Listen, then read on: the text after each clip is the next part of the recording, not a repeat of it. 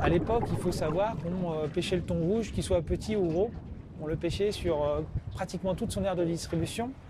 Et donc le conseil scientifique n'était pas non plus suivi, donc il n'y avait rien qui était mis en place.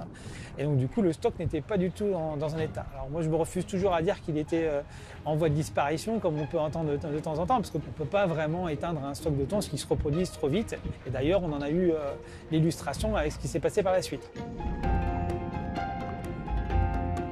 Dans les années 2007, 2008, 2009, l'ICCAT a mis en place un plan de reconstitution. Donc c'est un plan qui, en plusieurs mouvements, a mis en place une réduction des captures globales. Et puis surtout, il y a un contrôle qui s'est mis en place qui a été vraiment drastique. Et tous les bateaux qui pêchaient le thon rouge étaient soumis vraiment à ce contrôle en mer, au débarquement. Et on a toujours aujourd'hui ce contrôle qui persiste.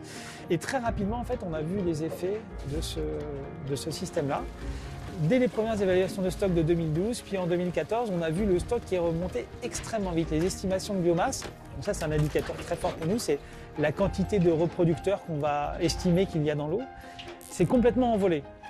Et aujourd'hui, on a une structure d'exploitation qui est très différente, puisqu'on exploite quasi plus le poisson en dessous de 5-6 ans. Tous ces petits poissons qu'on pêchait avant, des poissons de 10, 20, 30 kilos, et ben finalement on les laisse grossir et on les pêche plus tard quand ils font 200, 300 kilos. Parce que ce qui intéresse le marché, c'est plus nécessairement les petits poissons, c'est essentiellement les plus gros poissons.